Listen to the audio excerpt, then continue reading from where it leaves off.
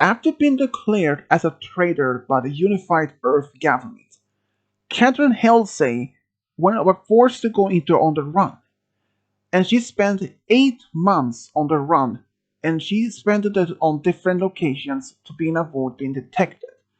But she knew that United Nations Space Command would have been sending the best tracking team to track her down and brought her back for justice and executed for her treasons. So she decided not to go any near of the most populated colonies in the galaxy. Thanks to her extended knowledge, she actually avoided the most populated. She only stayed on small locations that were not even had any colony presence at all. But she only knew that it would only matter time before she would eventually be tracked down by the United Nations Space Command's best tracking team, Firestar Osiris. Even though she never felt comfortable, but she stayed only in one place for a few couple of weeks each at a time. But after 8 months on the run, she was finally tracked down by her worst enemy at the time, Firestar Osiris. She was been hiding behind a lifeless barren moon on the surface, hoping this place would not be determined that she would be tracked down to this location. She was able to stay there for only a couple of days until she was detected by the Five-Star Osiris team. As she was about to leave that place, she activated her slip space generator in order to get away from it. She put in a random coordinates that, unlike that they would even be able to find her, but as that she was about to enter the slip space window, the five-star Osiris fired upon her ship, but she was managed to enter it. But after like 10 seconds, she left the slip space window. She knew there was not enough time for even traveling only 2 light years. But on her radar, or at least a sensor on the ship, it didn't show any vessels at all in the vicinity. She was clueless. But also another thing, this lifeless planet that she left was not even on the sensor either. But there was another object in front of her. It looks like an habitable planet. But as she was still trying to figure out what was happened or how she ended up in this location just in 10 seconds, suddenly the ship's alarm went off and she had no idea what was just happening. As she tried on a computer trying to turn off and trying to figure out what's happening, turns out when Five-Star Osiris hit her ship's main drive from behind, it had caused a damage. The damage itself alone was not worth serious, but it actually had triggered an overload in the ship's main drive.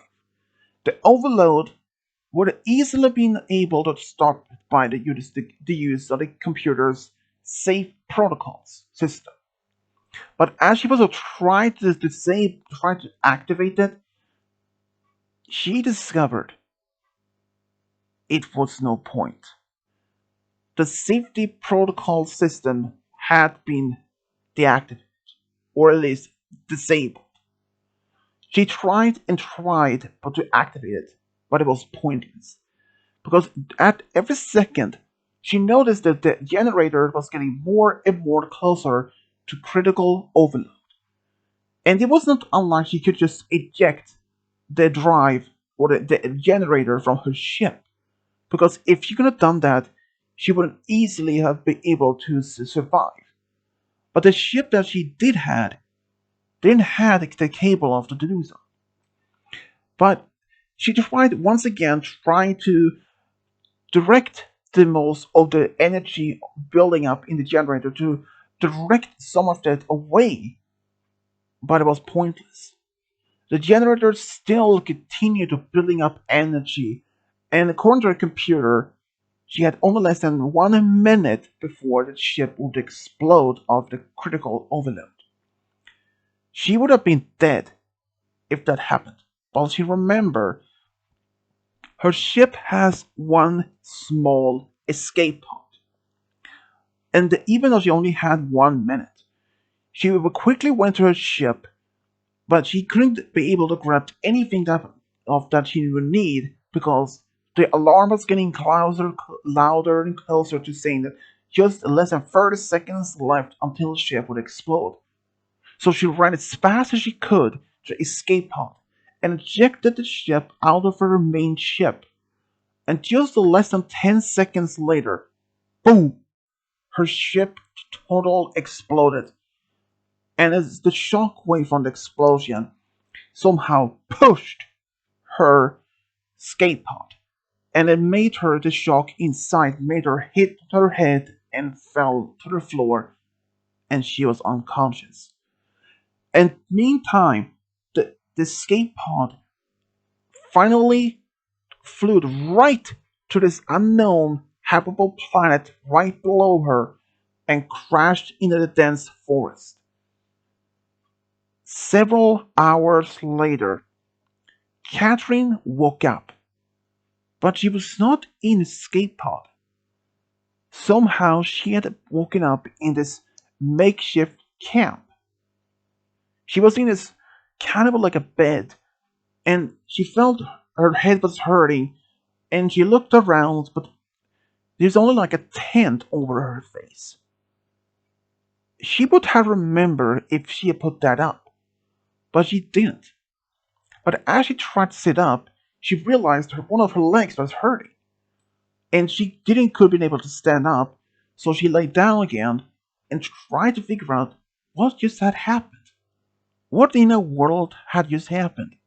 But then she remembered the escape pod. Her ship had just exploded in orbit. But then, the main other question is, how did she even end up in this location? If she was knocked out unconscious when the escape pod was still in space? Who found her? Who brought her to this location? She was very serious. She saw that someone actually had taken care of her broken leg. She was really curious. But as she was sitting, laying there, she noticed in around just outside her vision, she noticed this small green creature with pointing ears, poking out. It just looked at her from the entrance. She looked at it, and it just didn't say a thing. Just maybe some sounds, and just walked away. She wondered maybe this could have been the one who's actually looked after her or found her. But then she thought, it's unlikely. Is that so, for instance, even as big as a child? So maybe if that was a child, maybe this creature may have some parents or maybe someone else in the area. But as she was laying there, she heard footsteps, and just wished that she could just leave this place and run away, but remembering that her broken leg was the obstacle for that. Suddenly, someone walked in. She saw this person was wearing like an armor, a metal. He looked at her, and she was looking scared, but he wasn't holding any weapons or anything. In fact, he was holding like a tray that contained a cup and some piece of bread or something. He offered to her, he tried to say something, but there was something in a language that she didn't even recognize. So she wondered, could this even have been a human? Maybe if it was an alien. Maybe it was his battle armor. So she took the tray and took the water, and actually was it was actually 100% purified water, and the bread was decent enough, good enough for her. But she still wondered, who was this individual that had found her, and why was he still in his armor, and what language was he talking in? She had never encountered any aliens, even though the armor And based on the fingers, on the amount of fingers on this individual was five, meaning this could have been a human, but also could have been an alien creature which has the same amount of fingers as her. But this individual didn't seem to be scared or even alarmed around her. It's like he actually had encountered a human before. But she stayed on in this small tent for the next couple of days until she was having. When she woke up one morning, she found this looks like a pair of crutches. She was having built up enough strength that she would be able to stand even with the help of the crutches.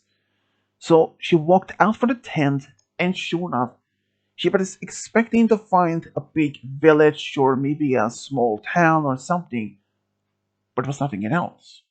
It was like dense forest of all directions, except for a small ship in a distance. But this ship was unlike any designs that she has ever seen before, but was at least bigger than herself in height. So she wondered who this could have been, or what kind of people actually built it. She noticed this green small creature sitting by on a box eating something, and she walked up to this and it looked at her and just making sounds, and around the corner this strange individual still wearing the armor approaching her, and he pointed her to notice to sit down, and she didn't do anything else than just to apply. So she did.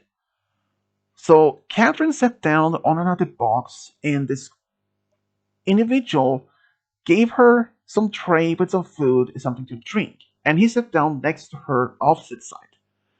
And at first was silence. She looked at him and at the creature, and she tried to communicate with him, saying that her name is Catherine Halsey. And he said, then to Djarin, he pointed himself, and she pointed at the small green creature. He said, Grogu. And this small creature was responded by looking up, and then she said, Grogu? And he nodded. But then she tried to communicate, but it was unlike they could even, like, a language barrier. So they were sat there in silence. But while they were sitting there, while eating, Catherine wondered if this is possible that this could have been a human. But but they must then, how it is possible that he doesn't even speak English?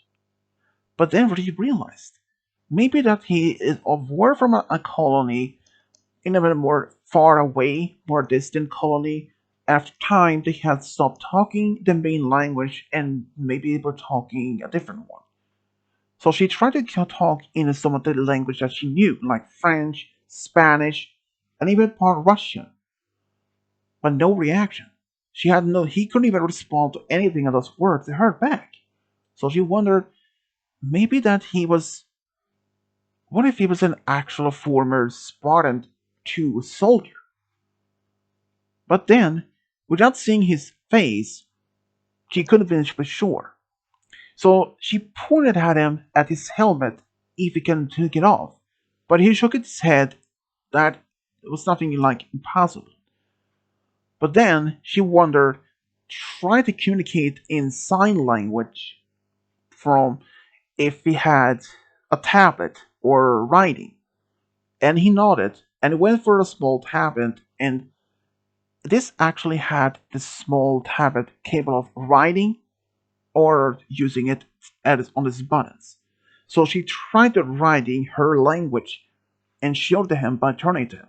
He looked at it and looked at her and back on the language and shrugged and had no idea what she and shook his head and said he didn't understand it. But she pointed stretched under her name Catherine and pointed herself.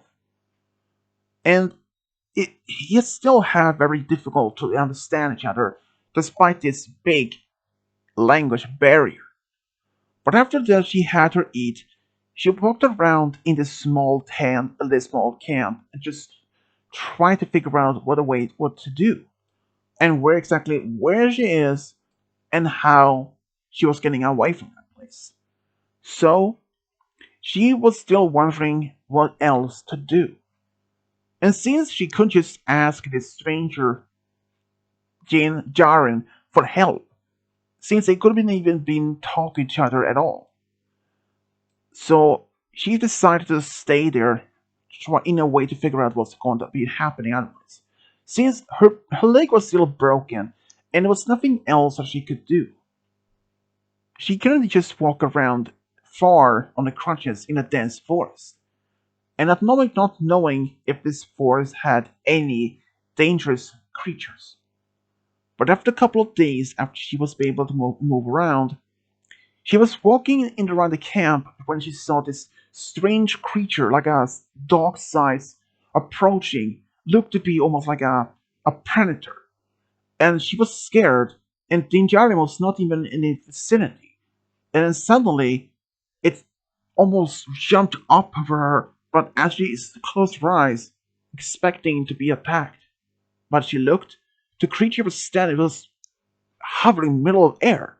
She noticed Grug standing next to her, holding his small hand at the creature and somehow and made it push it forward, and this creature flew in the air, probably at least a few feet away, and landed and took off deeper in the forest.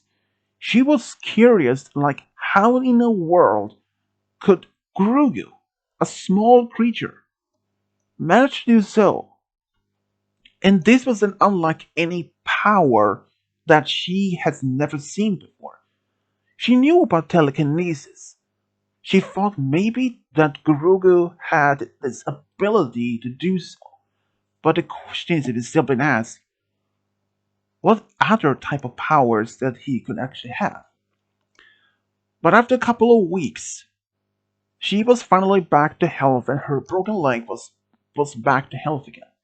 But during that time, Catherine and Dinjarin finally have been able to finally understand each other. They couldn't even have normal conversation, and she found out that the language that he was spoken was actually called Galactic Basic Standard. And he was human. And the reason why he can't remove his helmet is because of his people's belief. But then she asked that what Grugu about this power he used, if it is telekinesis. Jean Jarin explained that Grugu was belonged to a species that is rarely seen in the galaxy, and that he was using something called the Force. And then she asked him that if everyone that even he has the Force, and he said no and shook his head. But he has encountered a few people so far that has this ability. But they also using something called lightsabers, like a laser sword. She wondered what kind. He didn't know exactly how those even work, so how to make one. But he said that they were mostly banned during the time of Galactic Empire. But he has his own that he won in a battle, which he showed her, and she was stunned. She asked if she could look at it, or at least to understand a little bit more of the technique. And even though he was hesitating, but he agreed. She didn't use it against him, but just looked at it, turned it on and off a couple of times to see if figure out what's make it actually work.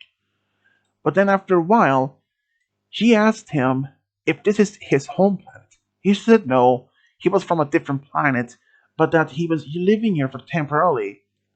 Then he asked her where she's from. She explained what she was planet where she is from and that she was on the run because she was hunted by the unified Earth government. That was something he said Earth doesn't even ring a bell to him because when she asked him if it was a database that he can look at, he said yes. So they went to his ship, and then he showed her the map of this planet, the name, or at least, but there was no major colonies or anything on it. But she was also later told about different species in the galaxy. Sure, there was a lot of humans, but this Earth planet that she mentioned about and this government never existed. So she wondered, How is this even possible? Could she even end up in a different galaxy, but in less than 10 seconds in her sleep space generator? But since she was a scientist, she managed to make a theory. What if, when the star five-star Cyrus fired upon her ship, caused her sleep space window to be like an almost unstable for only a short break, for a brief time, but it actually opened a rift in space-time continuum and brought her to a whole different universe, to a whole galaxy that none of her things that she was expected to be existed never did. But at least humans did.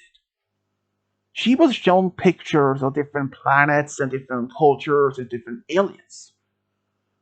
Then he asked her, since now that she was a completely stranger in this galaxy, what she was going to do now?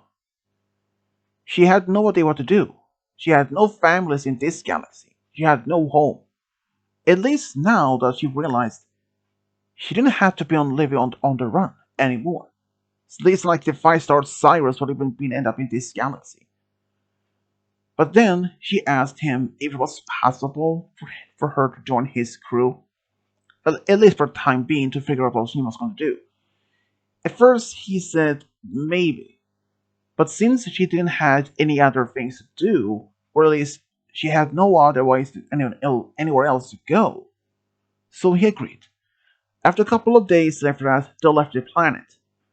She started to learn more about this galaxy, about the Sith, the Jedi Order, the Galactic Empire, now the New Republic, and all kinds of things has been happening in the galaxy that she lives now in.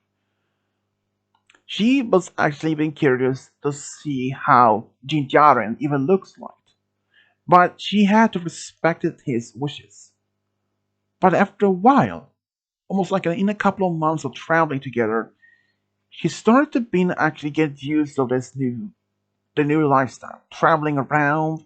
She even get used to playing around with some games with Grogu and understand more about the Force and even more about the technology that's been exposed to so far. She even started to realize that she may have feelings for Djarin, but it was something else though, because he had actually started to have feelings towards her as well. But but according to at least his belief, he can just show his face to just anyone. But after a while on the traveling, he started to realize maybe that he could stay with her and that she can be with him. Thanks to her science experience and that now she had learned more about the technology in this galaxy, it a lot of things allowed to come in hand. Sometimes when it happened when his ship needed some easy repairs and that he didn't have the money to go to the planet to be fixing it, she offered her service to fix it. And he did. And somehow this actually was easy to fix it. But after a while, maybe almost 2 years of traveling around in the galaxy, Jinjarin and Catherine had started to be in a relationship. At first, it was a little bit hard for him to get used to it. After been living alone for a while with Grogu, and at first before then he lived in the so-called the tribe. But after a while, they were in this having they it confessed their feelings for each other. Catherine said to him that if she doesn't, even though if he wouldn't have any feelings for her, or if he'll be feeling awkward, she would have been okay if he dropped off her to the next planet and that she was trying to figure out what to do next. But he never did. He actually said that he did like her more than as a friend, like in a very much in love. After they actually been together for 2 years, he finally agreed. And one day he did show his real face under beneath the helmet. She was actually stunned to see that he was around the same age as her, only maybe just 1 year older. She was actually said that he is quite handsome. And after a while that, he had actually been asked by Catherine if they should travel to a planet to start a family, get married. Maybe just forget about the traveling around the galaxy so much. He was a little bit almost offended about the idea, just stop traveling around the galaxy. But he realized at some point he would be get too old for even traveling around the ship himself. So he luckily agreed. But it was just a slight problem. They didn't know exactly which planet to go to. There were tons of habitable worlds in the galaxy. And he told her that he would not probably want to go to a planet that was under the control of the Huts in the Hut space. And Catherine was aware of the Huts since she had experienced and encountered a few with once over those 2 years, so she agreed. But they agreed to a small planet that had a big colony and a big spaceport. They went there. They managed to figure out a way to start their lives. Djarin and Catherine they actually spawned a small country cabin-like house in the countryside. Even though they were both, she was a scientist and he was a warrior, or at least a soldier. But he decided why not to stay there. But there was a lot of questions what they will do now. To be farmers? But luckily though this colony did have a scientific outpost, or at least a small science institute. Catherine actually was asked if he was any positions, maybe as a professor or maybe a scientist or something. There were actually a position as a professor that was needed, so she was hired. But then was the Djarin. What will he do? Well, turns out there were actually a martial arts school in this in this colony, and they were actually looking for even instructor. And and when they were told that he is a Mandalorian, and they actually was very impressed, but they required at least that he would show them some Mandalorian martial arts skills that if he was required enough to be the hired. And he did give them a short demonstration by fighting against two of those best instructors they had, and he was hired immediately. Catherine told him about her position and he was hired, and he did the same. Both was just happy. But after just maybe 2 months on the planet, they got married. They decided to have a small wedding though, but it was just perfectly. But what about Grook all the time? Well, turns out that decided to stay with them.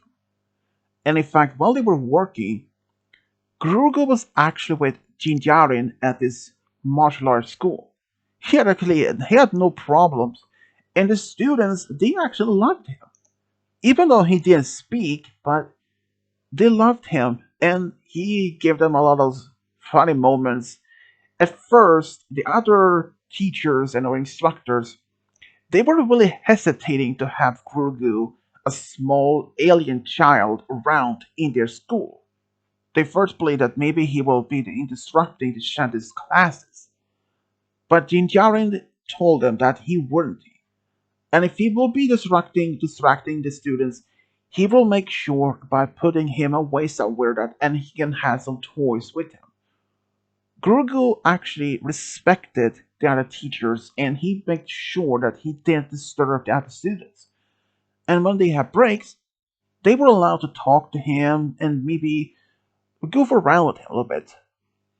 And after a while, after nearly been living on the planet for 2 years, Catherine and Jinjarin were announced they were expecting a baby. They were expecting a boy.